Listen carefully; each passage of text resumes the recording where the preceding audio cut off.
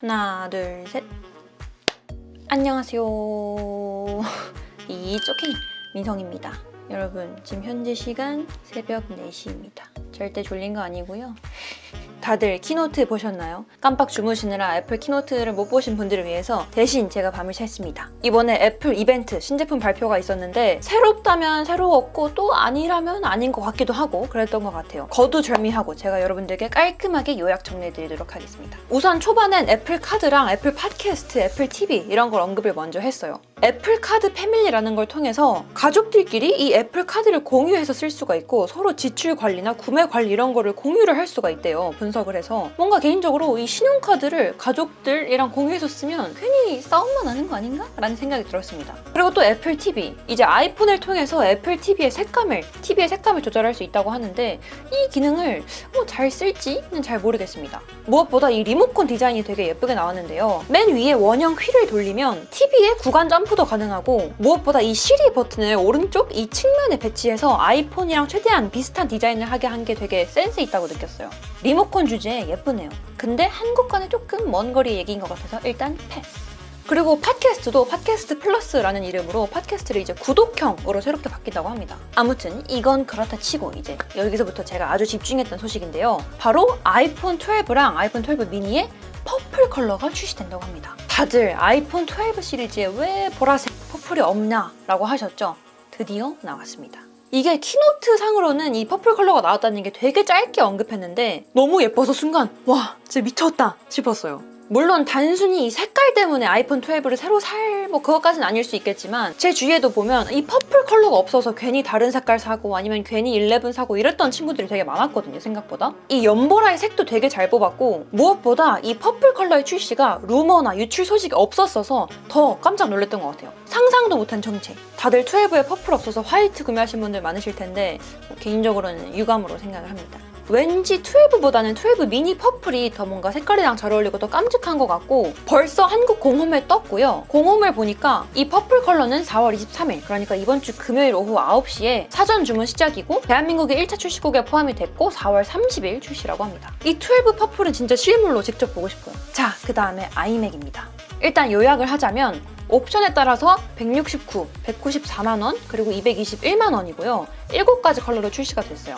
11.5mm의 두께이고 M1이 탑재되어 있으며 24인치 디스플레이, 그리고 1080p 페이스타임 카메라가 탑재가 됐고 6개의 스피커가 들어가 있습니다. 제가 이번 키노트에서 가장 기대를 했던 게 바로 아이맥인데요. 왜냐하면 이 앱등이로서 유일하게 안 가지고 있는 애플 제품이기도 하고 그래서 이번에 아이맥을 좀 새롭게 사볼까? 했는데 마침 이번 키노트에 새로 나온다는 소문들이 너무 많았어서 마침 기다리고 있었던 참이었거든요. 소문대로 막 그 색깔별로 나올까? 했는데 진짜 그렇게 나왔습니다. 실시간으로 이 키노트를 보면서 두 가지 의미로 헉 했던 것 같아요. 일단 첫 번째 의미는 색깔이 너무 예쁘다. 특히 노란색이랑 보라색이 좀 제 스타일이었던 것 같고요. 아무래도 7가지 다양한 색깔로 나오니까 아이맥을 살 때 조금 더 선택의 폭이 넓어지지 않았나 싶었어요. 두 번째 의미로 헉했던 거는 이 아이맥의 베젤인데요. 물론 정말 두께도 얇고 기술력이 좋긴 하지만 이 정면 하단의 베젤은 아직까지 기술력을 안 되는 건가 이 하단의 베젤을 좀 줄여줄 수는 없었던 건가 그건 좀 아쉬웠던 것 같습니다.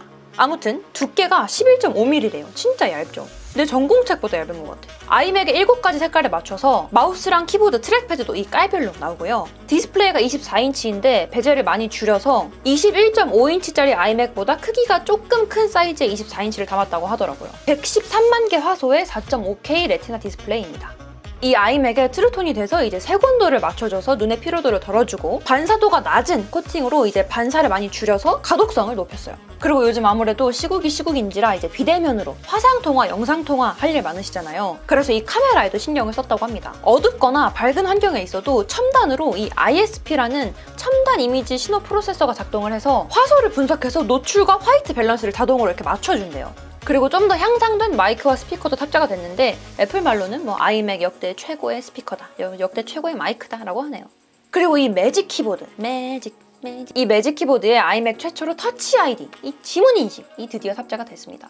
이제 이 매직 키보드의 터치 아이디 지문 인식을 통해서 사용자 전환도 가능하고 아이맥을 잠그고 풀 수도 있겠죠. 괜히 이 아이맥, 트랙패드, 마우스, 매직 키보드 다 색깔별로 사고 싶어지는 그런 애플의 큰 그림이었나 봐요. 그리고 이 매직 키보드에 이모지 버튼도 추가가 됐고 매직 키보드로 방해 금지 모드도 설정할 수 있게 됐대요. 이 아이맥의 가격은 그래픽 카드나 뭐 매직 키보드에 터치 아이디가 있는지 없는지 그리고 또 저장 용량에 따라서 어떻게 사는지에 따라서 조금씩 다르긴 한데요. 가장 저렴하게는 169만 원이고 8코어 그래픽 카드에 512기가짜리 용량 그리고 터치 아이디가 있는 매직 키보드까지 구매를 했을 때는 공홈에서 가격을 보면 220만 원까지 갑니다. 그래도 저는 아이맥이 이 정도 가격이면 진짜 괜찮다고 생각을 하는데요. 그래서 안 그래도 아이맥 사려던 참인데 돈을 지금부터라도 쫌쫌따리 모아야 하지 않나 싶습니다. 그리고 이 아이맥 출시일은 아직 발표되진 않았습니다.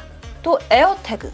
에어태그는 한 개 39,000원, 4개 129,000원이고요. 미국에서는 금요일부터 주문 가능하고 4월 30일에 출시가 된대요. 우리나라는 아직 출시 미정이고요. 크기는 가로 세로 약 3.2cm, 두께 0.8cm, 무게 11g입니다. 이제 애플 공홈에서 에어태그를 AR로 체험하실 수가 있어요. 나의 찾기 앱 아시죠? 아이폰에 들어있는 그 나의 찾기 앱에서 에어태그를 추적할 수 있는데요. U1 칩이 탑재되어 있어서 아이폰에서 추적 가능합니다. 정밀 탐색이라고 부른다고 하는데 이 기능이 U1 칩을 사용을 한대요. 이 칩을 통해서 뭐 초광대역 거리를 계산하고 어쩌고 해서 정확한 거리를 계산한다고 합니다. 설명에 따르면 가속도계 및 자이로스코프도 사용한다고 나오는데 내가 에어태그를 단 물건과 가까워지면 자동으로 소리가 나는 거예요. 그러니까 지갑을 자주 잃어버리셨던 덤벙덤벙 분들 아니면 저는 이거 강아지한테 묻혀도 되지 않을까? 라는 생각도 들었어요. 이 정밀 탐색이라는 기능은 아이폰 11 이후에 모든 아이폰에 다 지원을 하는데요. 그러니까 이 정확하게 거리를 계산해주는 게 아이폰 11 이후부터고 정밀 탐색이 아니라 태그 소리를 울리게 해주거나 위치 정도의 파악은 iOS 14.5 이후의 버전이 설치가 된 아이폰이나 아이팟 터치 모델, 아이패드 OS 14.5인치 이후가 설치가 된 아이패드 모델이 호환이 됩니다. 이렇게 딱 들었을 때는 아마 애플워치로 내 아이폰 찾기 이것처럼 이 에어태그를 통해서 물건을 찾는 게 좀 더 쉬워지지 않을까 싶은데요. 되게 편리할 것 같긴 한데 이 조그만한 코딱지만한 에어태그가 거의 4만 원이라고 하니까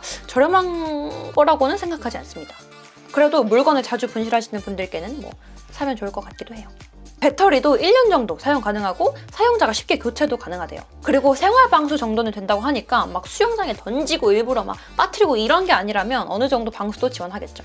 그리고 아무래도 이 에어태그라는 게 위치 추적 기능을 기반으로 한 거잖아요. 그래서 보안 때문에 걱정 많이 하시는 것 같은데 뭐 애플 말로니 보안에 있어서는 가장 신경을 많이 썼다고 보안을 강화했다고 합니다.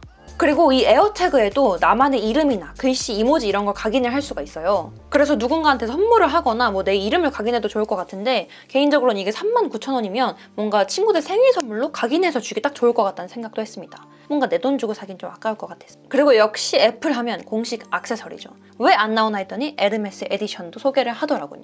이 에어태그의 에르메스 에디션 가장 비싼 거는 뭐 54만 원인가 하는데 이거를 54만 원 주고 사기에는 좀. 그리고 이번 키노트의 하이라이트라고 할 수 있는 아이패드 프로가 공개됐습니다. M1이 탑재된 아이패드 프로. 11인치는 99만 9천원부터 12.9인치는 137만 9천원부터 색상은 실버 스페이스 그레이, 용량은 128기가부터 2테라까지 지원 범위가 넓고요. 미국 기준 4월 30일부터 주문 가능하고 출시일은 5월 하반기입니다. 우리나라는 출시일 미정입니다. M1 칩의 탑재, XDR 지원, 5G 이 세 가지 포인트가 가장 주목할 점입니다. 일단 이 M1 칩은 뭐 성능이 좋기로 소문이 자자하죠. 이 M1이 얼마나 좋으면 키노트를 보다가 깜짝 놀랐던 게 팀 쿡님이 연기를 하세요. 팀 쿡이 변장을 해서 M1 칩을 뭐 아이패드에 훔쳐오는 그런 퍼포먼스를 보여주는데 깜짝 놀랐어요. 팀 쿡이 연기를 하다니. 우선 이 아이패드에 M1이 탑재됐다는 게 왜 좋냐 하면 우선 배터리가 하루 종일 가고요. CPU가 50% 성능이 향상됐고 업계 최고의 솔직히 태블릿 중에서는 1인자가 되지 않을까 싶을 정도의 성능입니다. 1세대 그러니까 완전 옛날 거에 비해서는 무려 75배나 빠르다고 하긴 하는데 왜 꼭 그렇게 몇십 년 전에 1세대랑 비교하는지 모르겠지만 아무튼 엄청난 성능이죠. 그래픽 성능도 40% 향상했대요. 역시 또 1세대랑 비교했을 때 1500배 빨라졌다고 합니다. 왜 자꾸 1세대랑 비교하는 거야? 특히 이거는 AR을 하거나 조금 헤비한 게임 같은 걸 할 때 그 성능을 훨씬 더 체감할 수 있을 것 같아요. 그리고 용량을 깜짝 놀랐어. 2테라까지 지원을 하는데 2테라가 어느 정도 용량이냐면 진짜 고화질인 4K HDR 영상을 220시간짜리 저장할 수 있는 용량이래요. 220시간이면 뭐 얼마나 봐야 되는 거야? 역시나 프로모션 120Hz를 제공해서 좀 더 부드러운 화면을 제공하고요. 스테레오로 스피커 4개를 지원하고 게임은 엑박 컨트롤러 햅틱 반응도 지원한다고 합니다. 포트는 C타입인데 썬더볼트를 지원해서 6K짜리 해상도 모니터의 연결도 가능해요.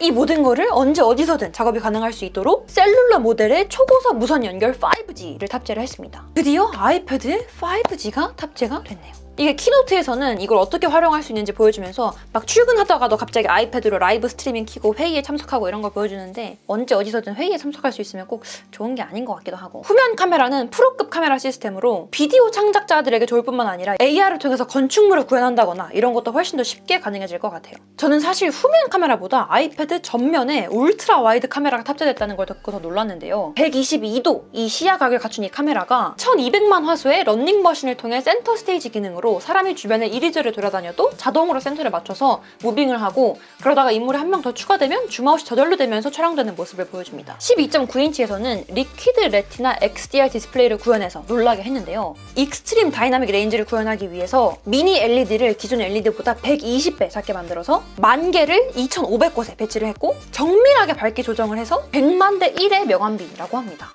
이제 이 아이패드를 통해서 사진 보정하시는 분들은 라이트룸을 통해서, 영화 제작자는 현장에서 프레임 IO를 통해서 컨텐츠를 정확하게 HDR을 휴대할 수 있게 된 거죠. 머리인 CPU와 그래픽인 GPU 성능 향상으로 이 아이패드가 거의 막강한 성능을 자랑하는 거의 휴대용 모니터가 된 겁니다. 11인치에는 미니 LED와 XDR을 제공하진 않지만 리퀴드 레티나 디스플레이로 들어간다고 합니다. 그리고 또 주목할 만한 게 아이패드의 신상 짝꿍 매직 키보드입니다. 화이트 색깔이 새로 나왔는데 너무 제 취저여서 아이맥 살려면 안 그래도 라면만 먹어야 되는데 또 라면만 먹어야 되나 싶기도 하고, 그리고 무엇보다 많은 분들이 이제 아이패드 M1이 탑재됐다, 와 신기하다, 근데 가격이 얼마나 비싸게 내놓을 거냐 이랬는데 가격이 거의 동결 수준이에요. 가격이 너무 터무니없이 비싸게 나온 게 아니라 그래도 그나마 납득할 만한 이전이랑 비슷한 정도의 가격대로 나와서 가성비 패드가 될 거다라는 말이 많아지고 있는데요. 빨리 제가 가지고 있는 아이패드를 팔아야겠습니다. 저도 이렇게 아이패드에 M1이 탑재될 줄은 몰랐네요. 이 기술력이 대단해. 이번 키노트 발표를 통해서 다시 한번 느낀 거는 앞으로 뭔가 애플 생태계가 조금 더 쫀쫀해질 것 같다라는 생각을 했고요. 현재 시간 4시 35분입니다. 저는 이제 빨리 자러 가봐야겠습니다, 여러분. 여러분들은 이번 애플 신제품 어떻게 보셨나요? 어떤 게 기대가 되고 또 어떤 게 별로였는지 댓글로 마음껏 남겨주시면 제가 내일 아침에 푹 자고 일어나서 보도록 하겠습니다. 그럼 지금까지 오케이 민상이었습니다.